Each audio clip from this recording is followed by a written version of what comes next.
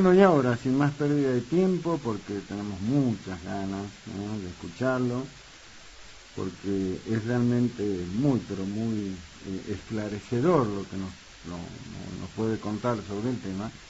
Lo vamos a recibir a quien ya le adelanté que íbamos a tener la posibilidad de charlar hoy en el programa. Es uno de los economistas más reconocidos, ¿no?, más prestigiosos, y que tiene su particular dedicación, es el estudio, es un especialista dentro de lo que es toda la gama de la economía, en esto que hablamos desde que comenzamos el programa, a partir de los datos del INDEC, la pobreza y la indigencia. Con muchísimo gusto, por cierto, lo vamos a recibir, le vamos a dar la bienvenida entonces acá a 7 PM al doctor en economía, como digo, Jorge Paz. Jorge, ¿cómo te va? ¿Cómo estás? ¿Qué tal? ¿Cómo estás? Muchísimas gracias por la presentación, muy generosa. No, por favor, es como digo, un dato de la realidad. ¿Quién puede desconocer la enorme tarea que has hecho siempre, Jorge, con tanta dedicación, con tanta responsabilidad en este tema tan sensible que tiene que ver nada más y nada menos con lo que es la pobreza y la indigencia, ¿no? Un tema que lamentablemente otra vez, bueno, siempre estuvo, pero cada vez parecería que duele más, ¿no?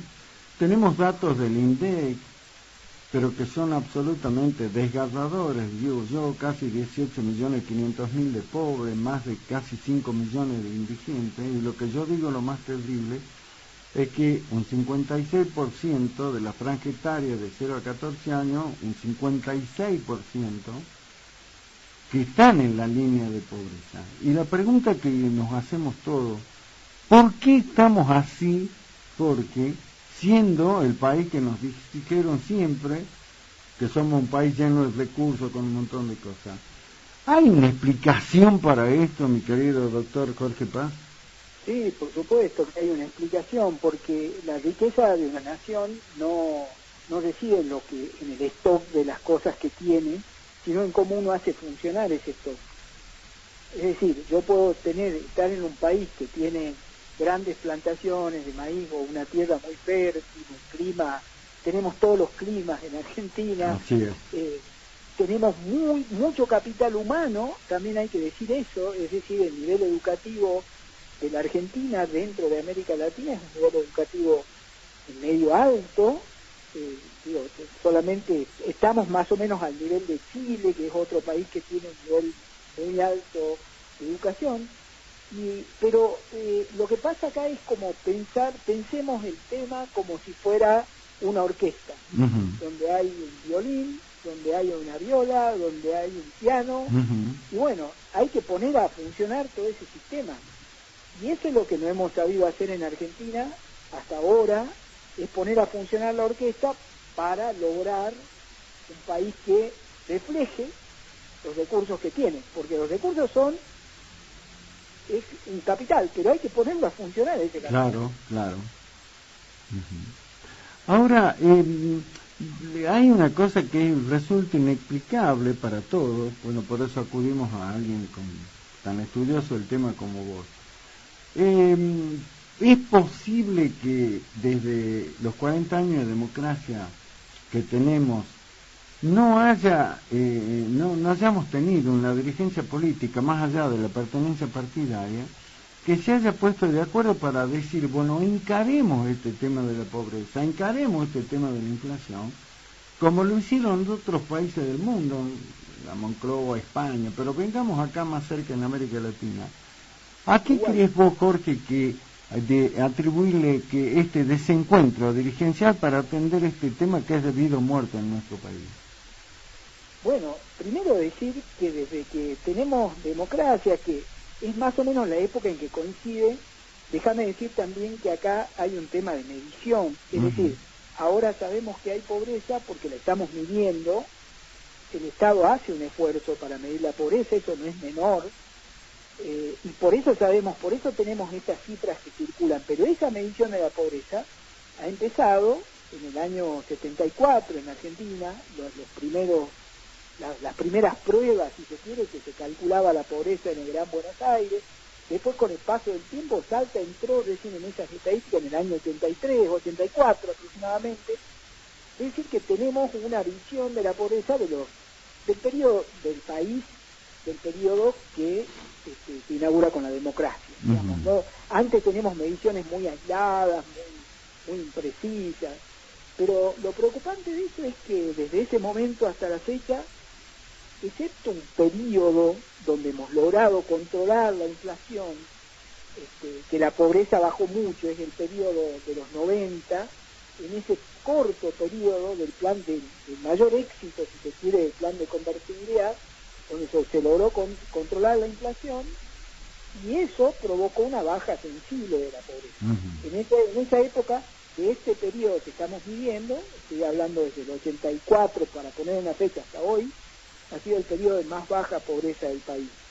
Y eso ha sido por control de la inflación. Pero claramente ahí teníamos otro problema muy serio, que no hay que dejarlo de lado, que es el problema del desempleo.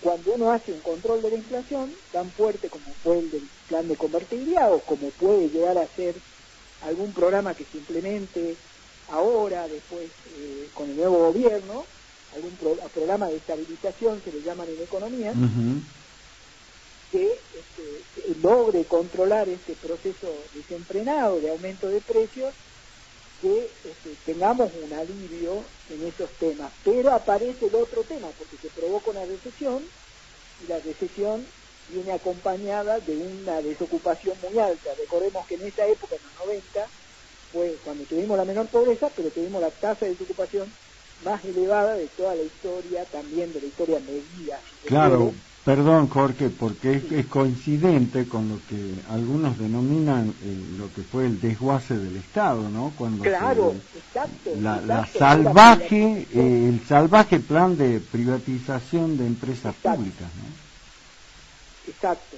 pero bueno, es que eso es bueno entenderlo, porque acá hay en economía una ley que es muy conocida, que se llama la ley de Phillips, que es un economista que estudió este tema, y que él se dio cuenta de que en los periodos digamos, los gobiernos tienen un dilema, o eligen el camino que está en economías como las latinoamericanas, me refiero, ¿no? No pasa esto en otras economías del mundo, o uno elige, es más común en las latinoamericanas, uno elige una baja inflación, y el problema de desempleo se presenta fuertemente. Si uno elige tener un bajo desempleo y tiene que aguantarse un poco de inflación. ¿Por qué digo que es particular de Argentina? Porque acá en Argentina ha habido momentos en que hemos tenido las dos cosas juntas, y ahí se creó el término de estanflación. Así es. Es un tema que tenemos, es lo que tenemos hoy, estancamiento económico con inflación. El combo perfecto, podríamos decir, ¿no? Ahora, ese combo es el caldo de cultivo de los niveles de pobreza que tenemos. O sea, una economía que no crece, que tiene un problema distributivo, porque todos los sectores legítimamente quieren participar en la distribución de eso que producimos, pero que no somos capaces de aumentar, de crear nuevas riquezas. Entonces se genera un conflicto distributivo. O sea, cada uno tiene una parte del pastel que se crea, de la riqueza que se crea en la economía, y no somos capaces de hacer crecer ese pastel. Y ahí es donde comienzan los conflictos que terminan, según mi interpretación y la de otros colegas que se adhieren a esta interpretación, que crean los elementos que hacen posible un proceso inflacionario como el que tenemos, y donde la cantidad de dinero que ahora aparece como la salvación, que algunos partidos políticos dicen, bueno, tenemos que dejar de emitir o volver a la convertibilidad, es decir, dolarizar, el dinero acompaña ese problema. El problema de base está en un conflicto distributivo que no hemos sido capaces de resolver en Argentina. Exacto. Esa es mi interpretación personal, ¿no? Sí, no, por supuesto, pero es más que importante, porque sabemos de todo lo que le dedicas al tema.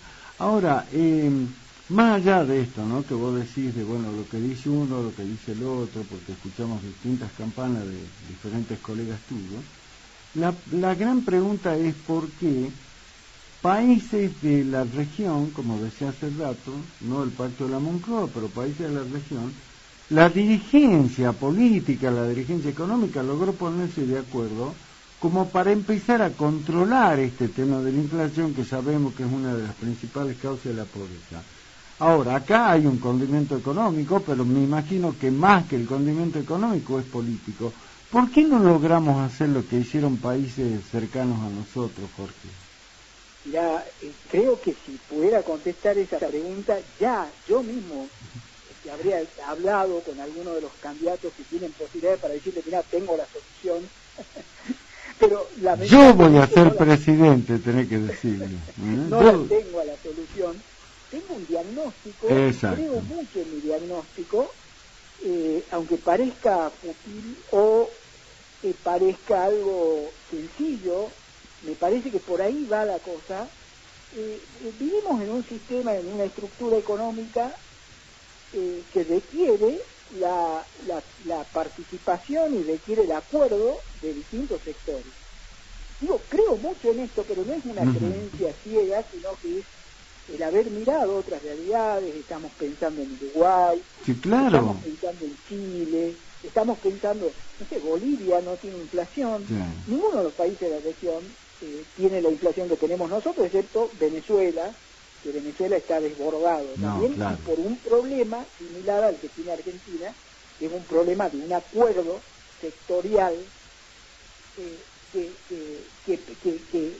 llegue a la conclusión de que el sufrimiento hay que tenerlo, un sufrimiento normal de un país que se está ajustando a unas reglas de juego que se deben respetar en el proceso de dinámica económica que se da después de haber establecido esa regla. Exacto. Daniel, déjame que diga algo. Sí. Todos los programas de estabilización que han funcionado en Argentina han tenido como base el acuerdo. Claro. Sería medio largo analizarlos a todos, porque ha habido varios, 4 o 5, que han tenido como base acuerdos sociales. Sin acuerdos sociales es imposible salir del paso. No hay una solución. Las soluciones técnicas sí existen. Deja de emitir y vas a parar, no vas a tener más inflación, pero vas a tener una recesión enorme. Entonces vas a perjudicar esas 18 millones de personas que están en la pobreza, que te van a hacer 25 millones. Pero claro, por eso. Entonces ahí viene, ahí para mí está el desajuste, que es la acción, lo que se llama en economía la acción colectiva, ¿no? O sea, ponernos de acuerdo entre todos los sectores para decir, bueno, ¿a dónde vamos? Y respetamos las normas hasta que esto se regularice y después, bueno, seguimos conversando. Pero acá hay un gran conflicto sectorial que pone palos a cualquier medida política. Nadie está conforme con las medidas que se toman. Exacto, es así. Le cuento a la audiencia, estamos charlando con el doctor en economía, Jorge Paz, ¿no? Que realmente digo, eso nos hace quedar muy bien a los salteños en todos los ámbitos, ¿no? Jorge, estamos en un escenario electoral, 20 días faltan para la importantísima elección presidencial, y bueno, hay 5 candidatos, quedaron 5, bueno, pero 3 más o menos son los que tienen más chance, pero apareció de lo que es la política tradicional, yo digo, apareció un nuevo jugador en la cancha, que es alguien bueno, colega tuyo, economista y demás, que es la figura de Javier Milei. Y aparece Milei y patea el tablero, como decimos acá en el norte, patea el tablero, y hoy el tipo aparece ganando las PASO y con muchas posibilidades de poder llegar a la presidencia.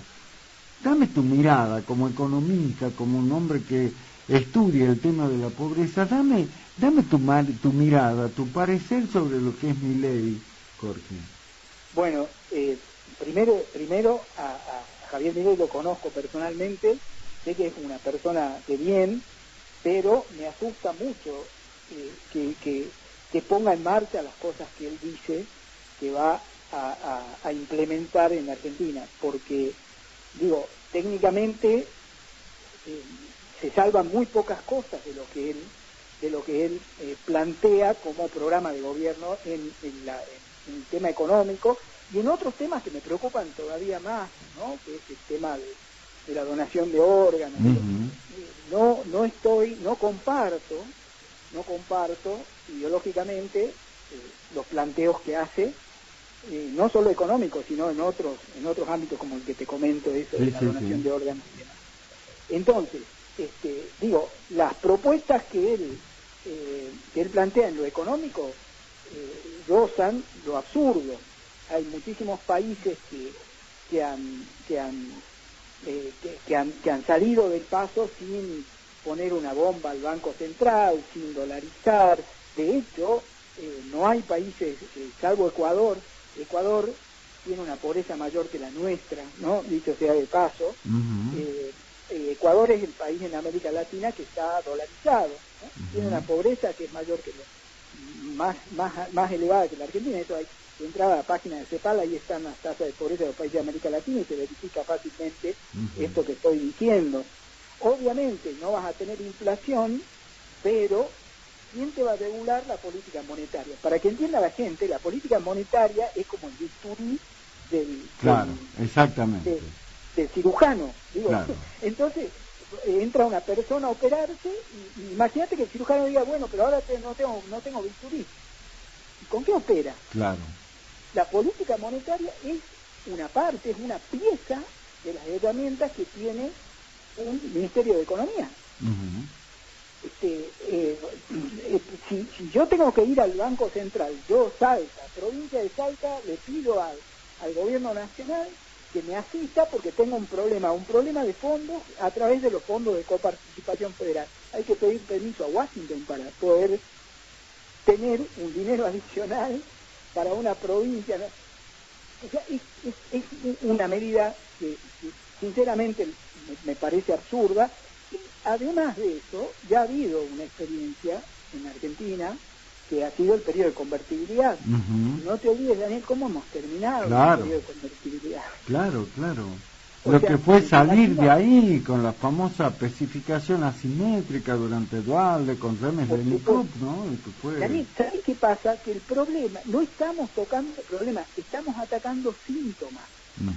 O sea, la inflación es un síntoma de un problema estructural. Entonces, no estamos discutiendo el problema estructural, ninguno lo hace, ninguno de los candidatos discute el problema estructural. Entonces estamos navegando en la superficie, pero abajo hay un problema muy grande.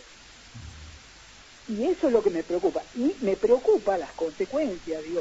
Ninguno está mirando, a mi criterio, ninguno está mirando el problema estructural, pero me preocupa esa no mirada que desemboque en una medida irresponsable que puede llevar a una crisis social muy importante, como la que hemos tenido en algún momento en Argentina cuando hemos aplicado la dolarización. La convertibilidad fue una dolarización. Exacto.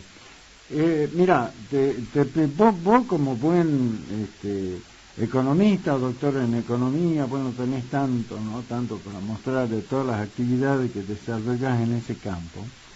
Todos son, como se dice, números, ¿no? Los números son exactos, pero yo te voy a pedir que hagas futurología política. Dame el escenario desde el punto de vista político y económico si gana Milei y el que podría venir si no gana Milei. Arranquemos, ¿qué puede pasar en la Argentina económica, política y socialmente si gana Milei según tu análisis, Jorge? Bueno, te lo digo así, tengo fundamentos para probarlo, pero necesitaría mucho tiempo, necesitaría una pizarra para ir mostrando la secuencia, pero estoy muy preocupado. El escenario para mí es un conflicto social muy fuerte, en un plazo mediano, te diría menos de un año, 6, 8 meses, en un conflicto social que va a ser irresoluble por la vía democrática, ¿no? O sea, estoy imaginando una situación caótica desde el punto de vista social, va a ser insostenible. No podríamos llegar a tener esa economía que plantea Javier en sus cuestiones económicas, tal como las dice él. Claro. Lo más probable es que haga modificaciones, porque ya está hablando con algunos economistas, con quienes no coincido ideológicamente tampoco, pero son economistas que conocen el paño, así que calculo que no saldrá con esto que dice, algo que me hace pensar, bueno, entonces no va a cumplir con las promesas y la gente lo vota por lo que dice, supongo. No, claro. Ahora, me llama la atención también, y ahí tomo mi parte de demógrafo, ¿con cuánto fue el porcentaje que sacó Milei en las PASO? Y casi el 30%. Bueno, ¿sabés cuánto representa la población joven? Es decir, la población que puede votar entre 16 y 29 años en Argentina, 30%. Claro. O sea, lo está votando básicamente, aparentemente, la juventud, ¿no? Exacto. Vos sabés, Jorge, que antes de recibirte para este diálogo, yo le comentaba a la audiencia este trabajo que seguramente lo habrás visto, porque es un trabajo que hace el Observatorio de la Deuda Social de la Universidad Católica, y también paralelamente con él aparece la consultora Taquión, que es una consultora que la debes conocer porque siempre hace mediciones en tiempo de campaña. Y lo que me llamó poderosamente la atención, y se lo comentaba a la audiencia, es que de acuerdo a este estudio que hace el Observatorio de la Deuda Social, mientras más pobres son los estratos sociales jóvenes, con mayor convicción lo votan a Milei. Sí, totalmente, hay una correlación casi perfecta. Increíble. Sí, totalmente. Y bueno, en nuestra zona hubo, creo que San Antonio de los Cobres creo que fue el municipio que tuvo mayor voto. Exactamente, el departamento Los Andes, y en especial San Antonio de los Cobres, es el lugar, ¿no es cierto?, que mayor porcentaje de votos tuvo, claro, porcentualmente, a los habitantes de la Argentina, Jorge. 2 de cada 3 lo votaron a Milei. Exacto. 2 de cada 3 personas. Sí. Y es uno de los departamentos más pobres de Así Argentina. es. O sea, una pobreza estructural brutal. O sea, hay un desencanto, hay una impaciencia de la gente que está, por eso, me asusta mucho esto. Vos me preguntabas por el otro escenario. El escenario alternativo, no gana Milei. O sea, claro, no.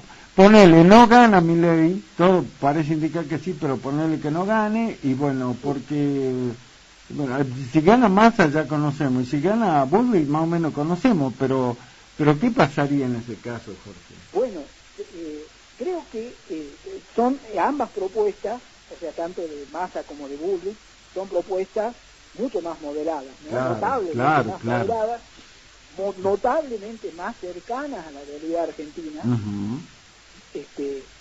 O sea, son propuestas que parten de decir esto pasa, ¿no? Digo, este tema de la invisibilidad del otro, de no reconocer que tenés 20 millones de personas sumidas en la pobreza y que vas a aplicar un plan que trae recesión económica, digo, ¿no? A eso. Los partidos opositores a Milei, ambos, yo creo que sí se dan cuenta de eso, que tienen los 20 millones de pobres y que eso no es fácil de administrar, ¿no? Ahora, ¿qué va a pasar a partir de eso? Creo que se va a comenzar con unas propuestas muy innovadoras y demás, y vamos a tener un desafío muy fuerte. O sea, la economía se va a calmar. O sea, eso es lo que yo preveo. Estoy diciendo, es una visión muy particular. Sí. Después de la elección va a haber una calma económica, una calma. En este sentido, los precios no van a subir con la velocidad que lo vienen haciendo. Es probable que haya un poquito de crecimiento económico por las inversiones, que la gente comience a ver un panorama un poco más favorable, los mercados reaccionen en ese sentido. Eso es probable que suceda. O sea, yo creo que eso va a suceder, efectivamente lo pienso así. Ahora, ¿qué va a pasar a partir de eso? Van a empezar a introducir medidas, y esas medidas yo creo que van a tener que ser graduales. Es decir, esto que plantea Bullrich, por ejemplo, de dejar de emitir o de reducir el gasto público, eso se va a ir graduando. No puede ser de un día, no es la política de shock. No puede haber política de shock, Daniel, no puede haber, porque tenemos 20 millones de personas pobres, tenemos guerra civil. Si hay política de shock, hay guerra civil. Obvio, porque no podemos, o sea, el país está en un punto de tensión, si se quiere, viste que acá decimos, bueno, ponemos favorito y se enciende todo. Sí, correcto. No está, o como decimos acá también, no está el horno para bollos. Exacto, lo que decían las abuelas. No se puede hacer una política de shock. Una política de shock o tiene que venir con una dictadura o cerrar el Congreso. Déjame que recuerde lo que hizo Fujimori en los 90. Yo creo que claro, qué buen ejemplo, qué bien que lo traiga, Jorge, qué bueno. Yo creo que si Milei quiere hacer lo que él dice que quiere hacer, tiene que hacer lo de Fujimori de los 90. Es decir, nuestro futuro es Perú de los años 90. El ejemplo... Y él hace lo que él dice que quiere, que tiene que cerrar el Congreso. Claro. Tiene que tomar las decisiones a costa de todo y ponerse el ejército al lado, la gendarmería, toda la fuerza, y aplicar, ¿no? Creo que la forma puede llegar a ser eso. Es lo más gráfico que escuché hasta ahora. Me parece espectacular este paralelismo que hace, porque me parece que es lo que más se acerca, ¿no?, a la posibilidad de... Daniel, estuve buscando dentro de la caja de herramientas que tenemos los economistas está la historia. Digo, tenemos que mirar la historia, porque si no aprendemos. No, obvio. Entonces ahí encontré esa similitud. Me parece. Es lo que me permite prever. Trata de comentarlo mucho en todo, porque me parece que es el ejemplo, como bueno, yo soy periodista nacido en la gráfica, y es lo más gráfico que escuché hasta ahora, Jorge.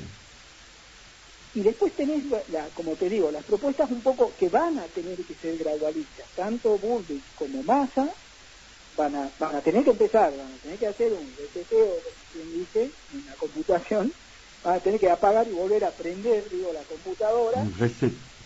Y ahí en ese volver a aprender va a haber que ser cuidadoso, porque no vamos a poder ir con... Bueno, Massa no plantea política de shock directamente. No, claro. Bullrich sí la plantea un poco más fuerte que Massa, pero creo que son planteos que sí tienen en cuenta lo que está sucediendo en la Argentina, mientras que en el planteo de Javier yo veo un planteo de una invisibilización, como dicen los psicólogos, una invisibilización del otro, de la persona, de mi compatriota, ¿no? Uh-huh. Entonces, ahí me asusta un poco eso. Insisto, lo conozco a Javier, lo estimo, pero me asusta un poco la propuesta, no sé si él piensa que esto es viable, y ahí se me escapa, hace mucho que no hablo, pero bueno,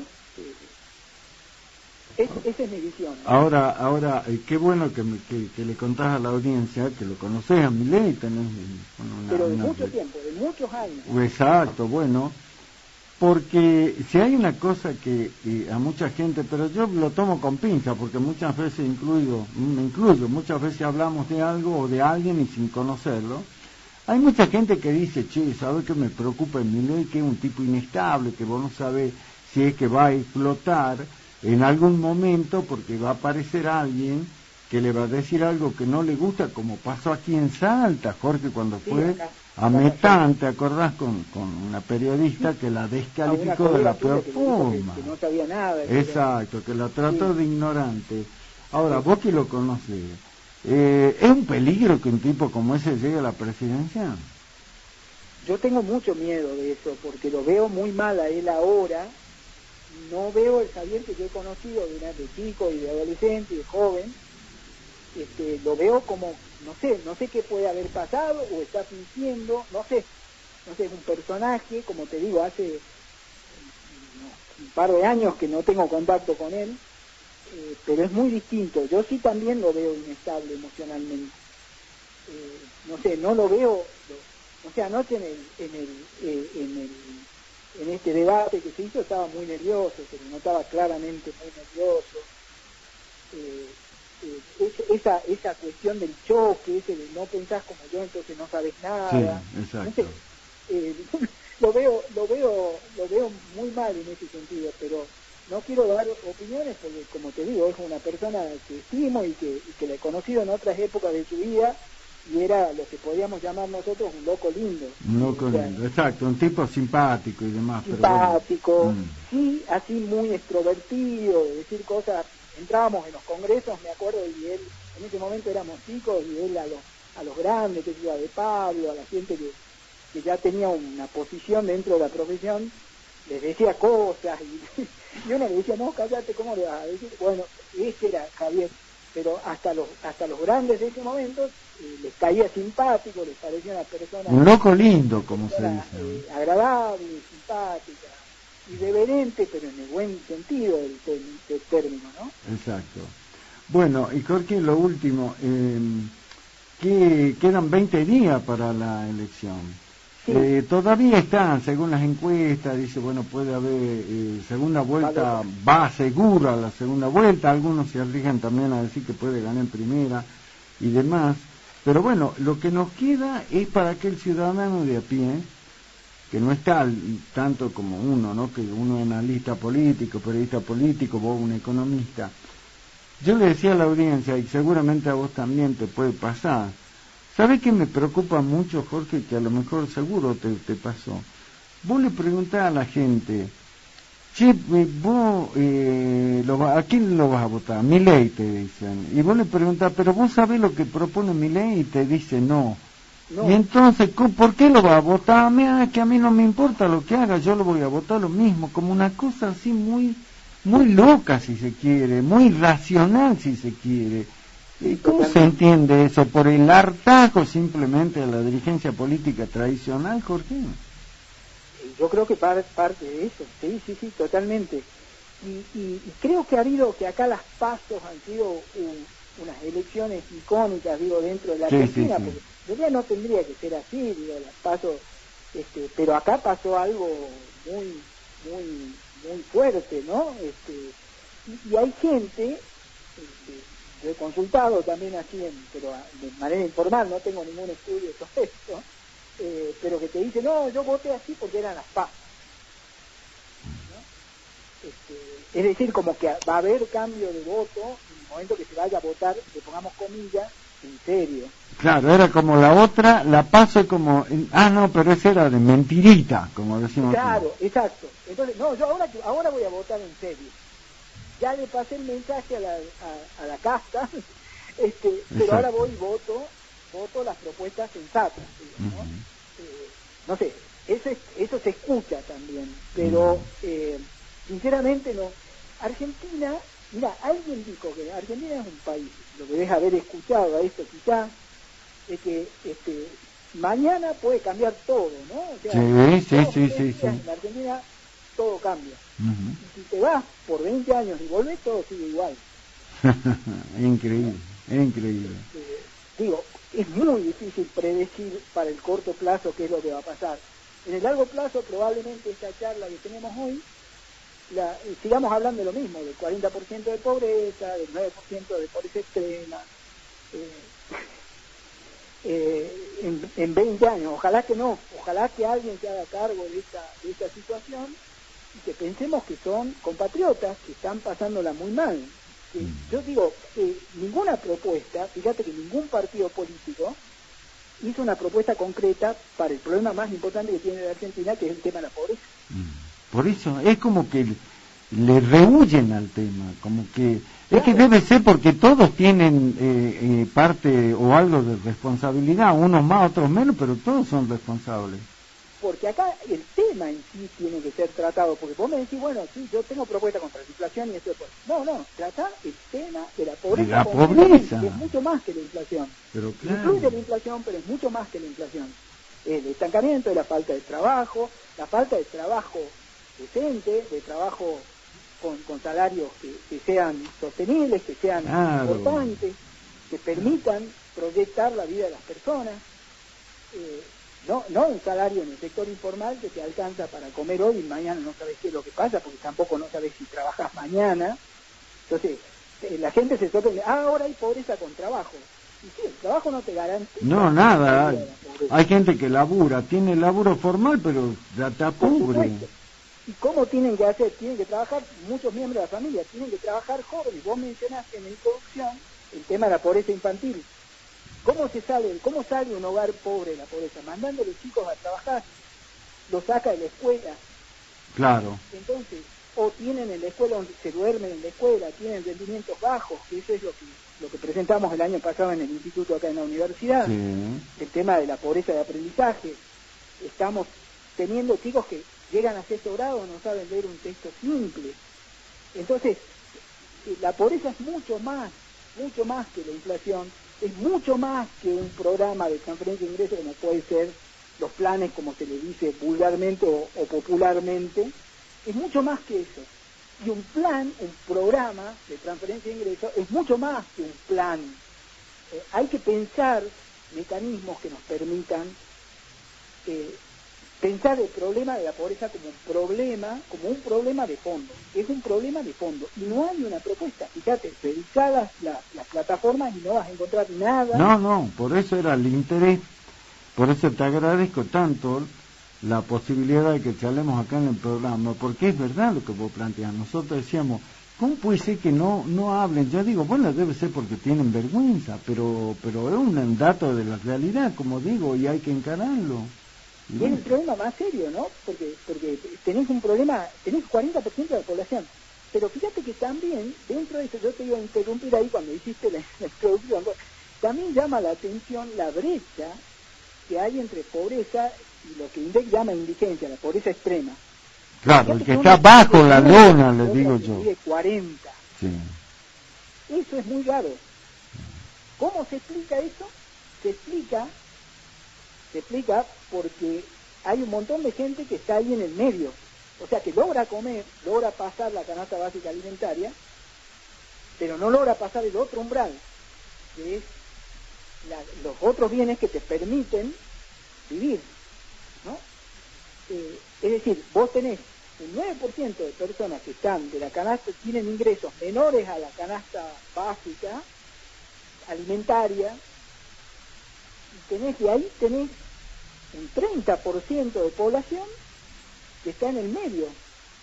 Entonces, ¿qué lección nos está dando? Los programas de transferencia de ingresos están haciendo que la pobreza alimentaria no sea mayor de lo que es, ¿no? O sea, cuidado con eso, nos están ayudando, no critiquemos tanto, miremos el porcentaje del producto que estamos destinando, de la riqueza que generamos, que estamos destinando, eso es muy poquitito y nos está sosteniendo un colapso social que ya podemos... Claro, porque si no ya hubiera habido un estallido social y vaya a saber con qué consecuencias. ¿Por qué es tan grande la brecha? Eso, fíjate, en otros países eso no se da. Acá en Argentina lo normal, antes de que se inventen los programas de transferencia de ingresos, vos tenías 20% de indigencia, 40% de pobreza, o sea, una brecha de 20 puntos. Sí. Ahora tenemos una brecha de 30 puntos. Y es porque se está sosteniendo. Nosotros hicimos un ejercicio, ¿qué pasaría con la indigencia si sacás los programas de circulación, los programas de transferencia de ingresos? Se te va a 12 puntos más. Se referiría a 22 puntos más o menos la indigencia. O sea, ahora te están sosteniendo esos programas que se critican tanto, son los que están haciendo posible que convivamos y que la gente por lo menos coma, una parte importante de la población coma. O por lo menos que esté contenida. Claro. Que no salga a incendiar todo. Bueno, Jorge, qué placer enorme. Yo quiero saber, yo sé, mi producción, sabemos de el enorme, tu enorme tarea, con mucho tiempo y demás. Pero va a ser importante que dentro de las posibilidades que tu tiempo tengamos la posibilidad de charlar sobre estos temas, que vos le expliques, porque lo tenés de una manera tan sencilla, tan coloquial de hacerlo, que la gente lo entienda. Así que veamos si es posible para que tengamos esta charla más seguida, ¿sí? Con todo gusto, Daniel. Yo te agradezco muchísimo el que me convoques y que podamos conversar y que pueda contar cuál es mi apreciación sobre el tema. Para mí es parte de la tarea que hacemos nosotros desde la academia o desde la investigación, que es poder llegar a la gente a transmitir lo que nosotros encontramos en esa investigación, que creo que son cosas importantes y que nos pueden ayudar a vivir un poquitito mejor. Exacto. De hecho, antes de despedirlo, Jorge le cuenta a la audiencia, estamos charlando con Jorge Paz. Escuche esto, ¿no? Doctor en economía, doctor en demografía, investigador principal del Consejo Nacional de Investigaciones Científicas, el CONICET, que también por eso me leía de cerrarlo. Investigación, categoría 1 del programa de incentivos del Ministerio de Educación, Argentina. Profesor titular regular de la Universidad Nacional de Salta. Dirige el Instituto de Estudios Laborales y del Desarrollo Económico, IELDE, y la Maestría en Economía del Desarrollo, ambos de la Universidad Nacional de Salta. Por eso yo te presentaba al comienzo, vos decías, no, vos me decías esto, no, datos de la realidad. Como habrán escuchado, estamos hablando con alguien que realmente es un lujo para Salta, como lo dije. Enorme gusto, Jorge, te mando un fuerte abrazo. También para mí, y te mando un gran abrazo. Gracias, gracias, muy atento.